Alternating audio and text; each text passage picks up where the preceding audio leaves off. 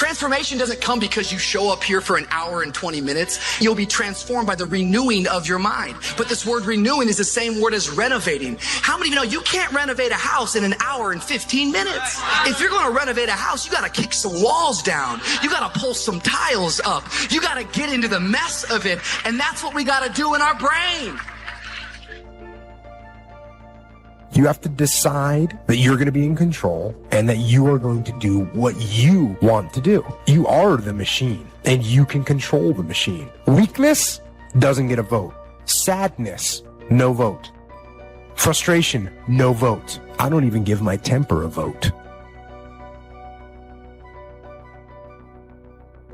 The next time that you're feeling weak or you're feeling lazy or you're feeling emotional, tell them you are declaring martial law on your mind. You're declaring mind control and impose what you want on your brain and use that mind control to move your life where you want it to be.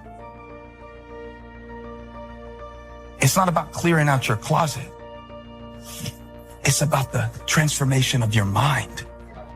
Do not be conformed to this world, but be transformed by the renewing of your minds. Do you have a mind to change? Do you have the mindset to be blessed? You have to decide to be blessed. A whole set of circumstances can bend you over. What your daddy did to you, what your mama didn't do for you, can bend you over and keep you an emotional cripple for a long time. There's some people here who's still spinning from things that's happened years ago, and you can't shake it. It's got you crippled and you can't straighten up. Every time you straighten up, you can only go so far. Because it's not only a problem of health, it's a problem of habit. You're used to being bent over. Because you can be bent over so long, you don't even know how to straighten up. And things aren't straightening out. They aren't getting better. You remain crippled in your situation. Sometimes you got to talk to yourself. Sometimes you got to say to yourself, now you know better than that. Sometimes you got to talk to yourself. When you see somebody you don't like, or somebody who gets on your nerves, you got to talk to yourself. You got to talk yourself into some stuff. And then you got to talk yourself. You got to tell yourself, don't do it. Don't go that way. Danger, dangerous intersection. You have to be able to talk yourself out of some stuff, because a whole lot of stuff I would not have gotten into had I talked to myself. We've got a chance to grow like never before, but I'm telling you, there's going to be many enemies that's going to try to prevent us. Whatever threatens you, I'm asking you to threaten it back. Take care of your responsibility. Somebody wants to destroy your chances for a good future by their negative talk, negative thinking, putting it all down. I'm telling you, walk away if you have to. Walk away. Whatever threatens you, threaten it back. Whatever threatens your opportunity, threaten it back. Now, some of our enemies are on the outside, but here's the most important thing to understand. Some of our enemies are on the inside. You got to do battle with your own indifference. And you've got to learn not only to nourish your values, you've got to learn to do battle with your enemies. I'm asking you to have some faith, have some courage, believe, drive your doubts into a small corner. Don't let them loose like a mad dog, drive you into a small corner. Don't doubt the future. Don't doubt the possibilities. And here's the most important one of all. Don't doubt yourself. If I've got miracle working power to change my life, so do you. If I can grow, you can grow. I'm asking you, don't sell yourself short.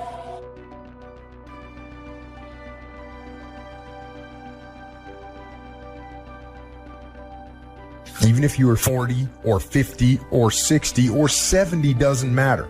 You're in the game now, and that's what counts. And all those quote unquote wasted years, they weren't wasted, because you learned. Learned about what it's like to be weak, and the knowledge that you learned about those things is fuel to make sure that it never happens again. Because you know what is out there, and you know how bad it can get. I say you embrace what you learned from the weekdays. Let them make you even stronger. And you use your own personal transformation that you've made in life. Use that to help other people transform and get on the path as well. If you know what it is to have the kind of pain that feels as if you cannot be comforted, if you know what it is to be at the end of your rope and feel like your life is over and you've got questions that cannot be answered and you're confused and you're uncertain, you need to learn this verse. They that sow in tears shall reap in joy. I will never forget there's been many opportunities in my life that I have grappled with grief and pain so unbearable and so overwhelming that I thought that I would never smile again. I've seen days that were so dark for me that I thought there could not possibly be a silver lining in the clouds that hung over my head. I've seen days and weeks and months that drugged me so low that I gave up all hope of getting up again. But in the midst of all of that despair and that trouble and that trauma and that pain, there was in the basement of my soul this one word, when. When should you start the day? As soon as you have it finished. Plan the day the best you can, leaving plenty of room for improvising and surprises and all the stuff that happens during the course of the day. But if you've planned a good, productive day, now you start that day, you can't believe how much more valuable your time will be. Next, don't start the month until you have it finished. The places to go and the people to see and the productivity and the sales and the customers and the development and all the rest of what you want to accomplish during the course of 30 days. And then here's the big one. This is really challenging. Don't start the year until you have it finished. To the best of your ability. It can't be finished like minute by minute. But in terms of the sweep of what you want to accomplish, make sure that that's set and ready to go. And it might get all upset. And it might get torn up and you do anew. And you make so much progress the first 90 days that now you've multiplied it all by 2, by 3. Because that happened to me. I thought, wow, this is going to be a great year. By the time I'd finished the 3rd month, I'm rolling. So many things are happening. I revised my whole year's plan. Don't let anything overly bug you. Because remember now, you don't have to do anything. Someone says, well, I got to get a handle on my time. The answer is no, you don't. If you want to let it all go, you can let it all go. Somebody says, you ought. Jot this down. Ignore all the you oughts or you should. Take charge of your life. Take charge of your time. Take charge of your resources, which we're going to talk about next. Take charge of your health. You're the one that's responsible for it. It's not a requirement of society that you not have a heart attack and take care of your family, but you must make it a requirement of yourself. You will be okay. There's nothing has been wasted. Like I say, successful people don't make the right decisions, they make their decisions right. And you have an opportunity right now to make things right inside and out. When you say you're depressed, you've got to understand that depression is the opposite of expression. So what you're literally doing is stuffing down and depressing something that wants to come up and rise out. I wouldn't be surprised if you had like jaw, ear, or neck pain having to do with expressing yourself, speaking your truth. So, yeah, you're depressing yourself. Stop it. Speak up. Speak your truth. Now, right, once you get that off your chest, now it's time to turn the flashlight in and discover what your truth is. We are living in a generation of the dumbing down of ideas because we have traded effectiveness for busyness. We are so busy and we think because we're busy, we're effective. But I want you to challenge your schedule for a minute and ask yourself, are you really being effective? Or is your life cluttered with all kinds of stuff that demands you and drains you and stops you from being your highest and best self? And are you substituting busyness and all the chaos that goes along with busyness from being effective? It's easy to get faked out by being busy. Guy comes home at night all exhausted, falls in the chair and says, oh, I've been going. Here's the big question. Doing what? It's not the going.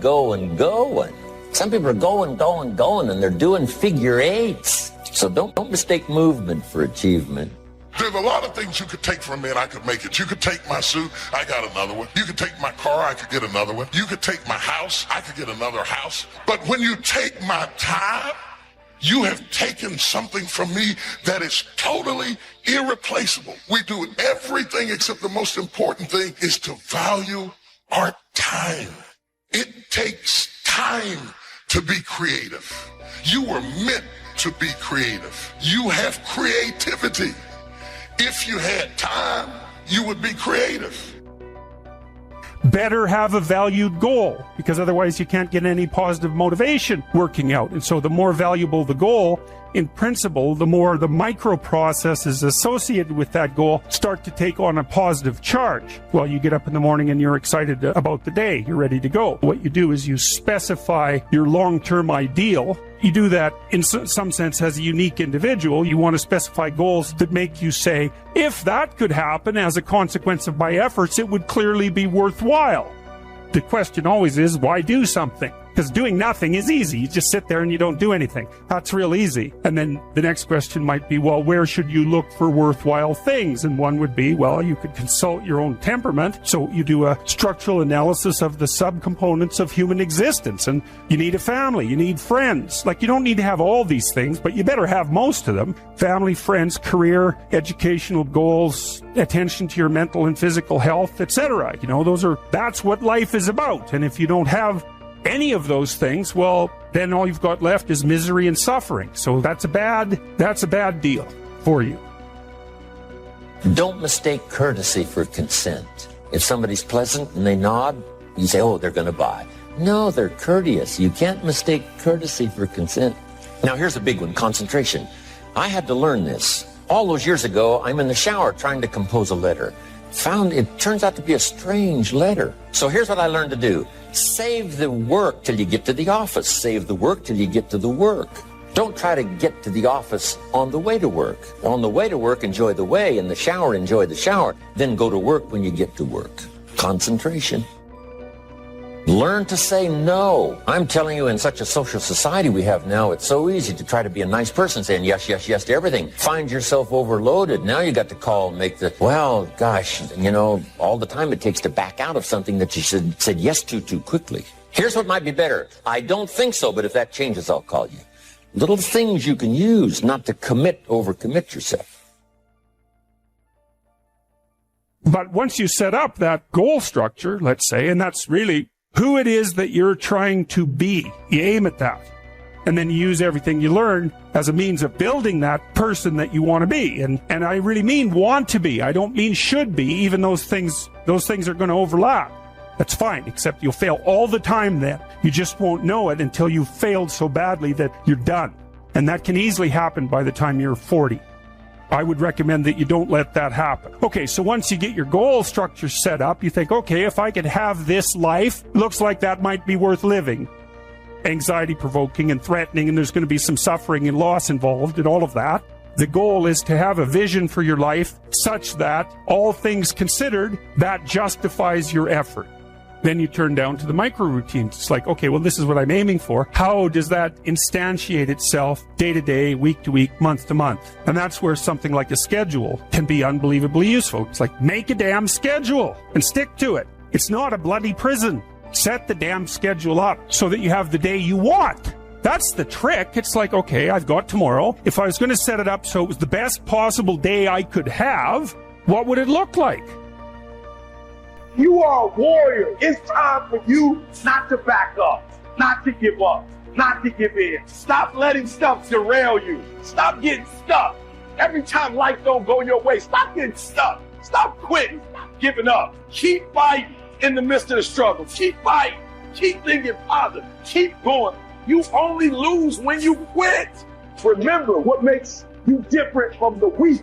The difference between the weak and the strong is that when the strong have no more left, they fight, they fight, they fight. The weak, they quit, they give up, they give in, and there's nothing weak about you. So I need you to fight your way through it. Pretty soon, depending on the type of people you've associated with, distracted by your doubts within yourself. Never underestimate the power of influence and association. And never underestimate the power of your own consistent self-discipline. Now let's take a closer look at discipline, at the 3 steps to becoming disciplined. First, true discipline is not the easiest option. Most people would rather sleep until 10 o'clock than get up at 6. It's easier to go to bed late, sleep late, show up late, leave early. It's easier not to read. It's easier to turn on the television than to open a book. It's easier to do just enough than to do it all. Waiting is always easier than acting.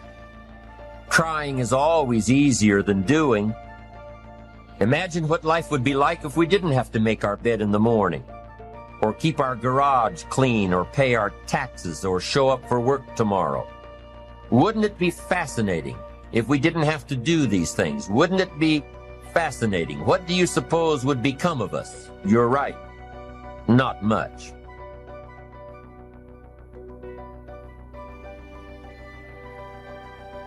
Results. Every once in a while, you got to take a measure, see how you're doing.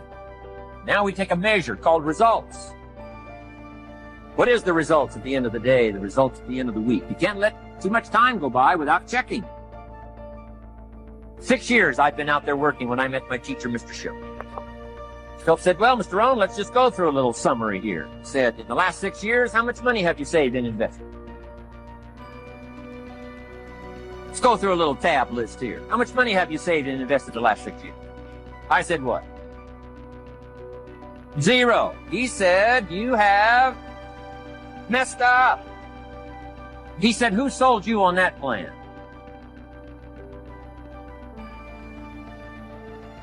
I thought, my gosh, the man's right. I'm a nice guy. I bought the wrong plan. What if you were 50 and broke? Right? Didn't need to change countries. Bought the wrong plan. What a sad scenario that would be. The Shope said, these questions. Let's go through some results. He said, how many books have you read in the last 90 days? I said, what? 0. Wisdom of the world available? Change your life, change your future? Wisdom of the world available? Develop any skill you want? Earn the kind of income you want? Have all the treasures you want, equities you want, relationship with your family that you want, everything that you want available? And the wisdom of the world to help you get it? Haven't read any books in the last 90 days. My teacher said, Mr. Rohn, you have messed up. I'm telling you, you've got the deal. Shope said, Mr. Rohn, in the last 6 months, how many classes have you taken to improve your skills or to develop new skills? Go for the American dream. Become rich and powerful and sophisticated and healthy and influential. How many classes have you taken in the last 6 months? I said, how many? 0. He said, you have messed up. He said, you don't need to unmess the country. You don't need to straighten out the perplexed. You don't need to straighten out any of this stuff. All you've got to do is look within and let results teach you a great deal about your own activity, your own attitude, and your own philosophy. I went through that process. Take this phrase home. Results is the name of the game. What other game is there? If the peak is worth reaching, the climb is going to be hard. I know you're ready to give up. I feel you. You're ready to give in. You're like, I've never gone through this before. Or maybe you're at the darkest point of your life and you're ready to give up. You're at a point in your life where you feel like it's do or die. You're going through so much pain. You're going through so much agony. You're ready to give up. You're ready to quit. Listen to me very carefully. You are a warrior, and it's time for you to fight. The rewards of a disciplined life are great, but they're often delayed until some time in the future. The rewards for the lack of discipline are immediate, but they are minor in comparison to the immeasurable rewards of consistent self-discipline. An immediate reward for lack of discipline is a fun day at the beach. A future reward of discipline is owning the beach. For most, we choose today's pleasure rather than tomorrow's fortune.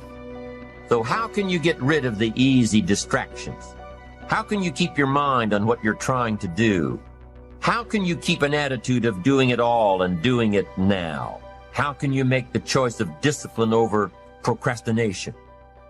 How can you stay focused on your ambitions? You can keep your focus on your work. You can get it done today instead of tomorrow. You've got to really work on your consistent self-discipline on a daily basis, or you'll find yourself distracted. Distracted by negative thoughts, distracted by negative people, no second chance, no what would I do differently. Choose one or the other, but both will have their price, the price of discipline or the price of regret. One costs pennies, the other a fortune. The first lesson of discipline is that it isn't the easiest option. The second lesson of discipline is that it's a full-time activity. And we've said that the best form of discipline is consistent self-discipline. You see, the discipline that it takes to make your bed every day is the same discipline necessary for success in the world of business. The discipline to organize your garage is the same discipline to organize your business. All disciplines carry through to affect all parts of our lives. If we're disciplined in just one area and lazy in another, guess what? Pretty soon, the lazy side will creep in and destroy the disciplined side. The bad habits in one area of our life will eventually destroy our self-discipline in the areas we've been working on. Consistency cannot be inconsistent. Discipline is the mind being trained to control our lives. Discipline is a set of standards which we've selected as a personal code of conduct. Discipline is imposing on ourselves the requirements for honoring these standards. Once we've adopted these standards of behavior and conduct, we're committed to honor them. And if we don't, then there can be no disciplined activity.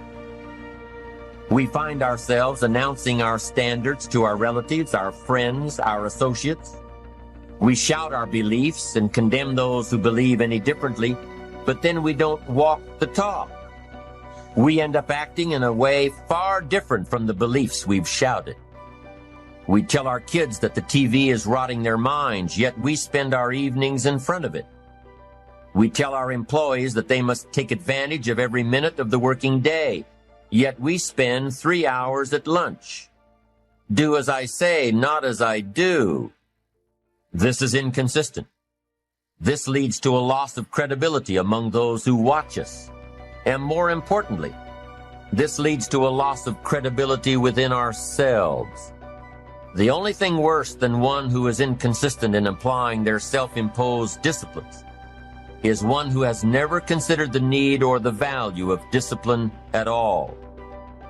These people seem to wander aimlessly, changing procedures, changing standards, changing loyalties, and shifting frequently from one commitment to another, leaving behind a trail of broken friendships, unfinished projects, and unfulfilled promises, all because of a discipline that was either non-existent or imposed so infrequently that it was ineffective. The system we live in and contribute to is designed to make the easiest things in life the most unprofitable. Profitable seems to be the most difficult. Our world is and always will be a constant battle between the life of ease and its momentary rewards and a life of discipline and its far more significant rewards. Each has its own price, the price of discipline or the price of regret. We will pay one or the other. What we wish we had done is the voice of regret, speaking in a sorrowful tone at a time when there is no going back. This is regret. Here's all life asks us to do: make measurable progress in reasonable time. To take home that little phrase, good phrase. We're asked in life simply to make measurable progress in reasonable time. We demand it of our children. How many years do you want your child to spend in 4th grade? Approximately. About 1. If it looks like they're not going to make it, we pour on the pressure. Call legitimate pressure. Lack of results. Peer pressure, family pressure, school pressure, community pressure. Every other kind of pressure we can bring to bear. What? You can't stay more than 1 year in 4th grade. What if they're nice kids? Wouldn't you give them 3 or 4 years? The answer is no. You've got to make better progress. So you got to check fairly often. Some things you got to check every day. Some things you got to check at least by the end of the week. Salesman joins this little sales company. He's supposed to make 10 calls first week. Wouldn't it be legitimate? Call him in on Friday and say, John, what? How many calls? I mean, this stuff is simple. John says, well. I say, John, well won't fit in this little box here. Well. Now John starts with a story. You say, John, I made this little box so small so a story won't fit. I don't need a story. I need what? A number. A number. What will a number tell me? Everything. John's supposed to make 10 calls. What if he made 20? Say, wow. Wow. We got somebody. What if he only made 1 call? Whoa. Will that tell us something about John's philosophy? And the answer is yes. Will it tell us something about his attitude? Of course. Will it tell us something about his disciplines? Of course. And if he wants a lesson in life change, all he has to do is be willing to face numbers and come up with the results that will teach you to either celebrate if you got good results or fix whatever needs to be fixed in your philosophy, attitude, activity called discipline. You don't need to go anywhere else. I do believe in affirmations. They are valuable as long as you affirm the truth. Because it says in ancient scripts, the truth will set you free. Free to do what? Amend your errors and pick up new disciplines. That's what the truth is for, to help us amend our errors and pick up the disciplines for life change. That's what the truth is for. So I do believe in affirming the truth. If you're broke, the best thing to affirm is, I am broke. You put that up on the refrigerator where you can see it every day. And that's how you do that. I wish I had not waited 14 years. Somebody said, if you want to lose something, lose money. You can get that back. 8 out of 10 millionaires have been financially bankrupt. Walt Disney filed bankruptcy 7 times and had 2 nervous breakdowns. But don't lose time. There were 14 years I sat on the sideline. 14 years I said, I don't have an investor in me like Tony Robbins. 14 years that said, I don't have an MBA or a PhD, and I can't compete with these guys. I have the complexion of rejection. And so I regret that, because there are some people that maybe if they'd heard my voice, they would not have turned to drugs. If they'd heard my voice, their lives would have taken a different direction. And I can't get those 14 years back. That haunts me, and I think that drives me when I speak with such energy. I'm trying to make up for that time, but I can't. And this era that Fortune magazine has aptly called the era of possibilities. I want you to look out on your personal life and on your professional life. Now, I want you to think about something you want very badly. Just think about one goal that you'd like to achieve. Like my driving passion was to buy my mother a home, because I appreciated Mama adopting us. And I said, Mama, that's something I want to do for you. And I achieved that goal. And ladies and gentlemen, let me share something with you. There's nothing like doing something that you set out to do that gives your life some meaning and power and purpose. And that gave my life some meaning and power and purpose. And I'll never forget when we drove there and I gave her the key and she got out. She, oh my God. Said, nobody could have told me that you would have done this. And I was a bad one. I mean, I was a problem kid, you know. My mom used to wear my butt out. So I'll whoop your behind till the cows come home. I said, I hope they hurry up. But there was nothing like that achievement. Now, here's something I want you to do. Think about some goal you want to achieve. And I don't want you to worry about how you're going to do it. That's not important. Just shut up. Forget that. How is none of your business. Because of our mental conditioning, ladies and gentlemen, we unconsciously build a case on why we can't do something. When I wanted to go in the area of motivation, I started building a case for myself. Les, you can't do that. You've never worked for a major corporation. You can't do that. You don't have any college training. You can't do that. You don't have the money. You don't have the contacts. You've never done that before. What makes you think that you can make more money in 1 hour than most people make working for 2 or 3 months? How many of you have ever wanted to do something? And just answer honestly. How many of you have ever wanted to do something and you talk you out of it? Raise your hand if you know what I'm talking about. All right, so you know that inner conversation, that's what I'm going to override tonight, all right? Now, by the way, when I get started, I get fired up, so don't pay me any attention. Let me take my go to. I don't have much time, so I want to burn this up. Hold this for me. Okay, so here's what I want you to do. All I want you to do is hold the vision of what you want. I want you to think about that all the time. Hold the vision of what you want. Keep that in your mind's eye. I dreamed about constantly being on Robert Schuler's program. I thought about it all the time. See, ladies and gentlemen, our thoughts have power. Your thought is what you brought. So people don't realize that. See, we can't control the thoughts that come in our minds, but we can control the thoughts that we dwell on. So your thoughts have magnetism, and the most challenging thing is to discipline your thinking, to hold the vision of what it is that you want. That's the most difficult part. I saw myself on Robert Schuler's program. I saw myself being interviewed by Robert Schuler. I saw myself prepared to answer whatever question he asked. I was ready for him. I've been there 1,000 times in my mind. At the end of the program, he said, "It feels like I've known you before, like we've been together before." I said, "We have been spiritually and mentally. I've been following you for a long time." I thought about it. See, this is no game to me. It's no memorized speech to me. I live this. I believe you don't teach what you don't know, and you don't lead where you don't go. And most people, ladies and gentlemen, most of us go to our graves with our greatness in us. Most of us, ladies and gentlemen, most people, when they die, you can literally put under their names, dead but not used up yet. Because most people go through life holding back. Most people go through life not giving their all. Most people have their lives on hold. How many of you know you can do more than what you've been doing? Raise your hands, please.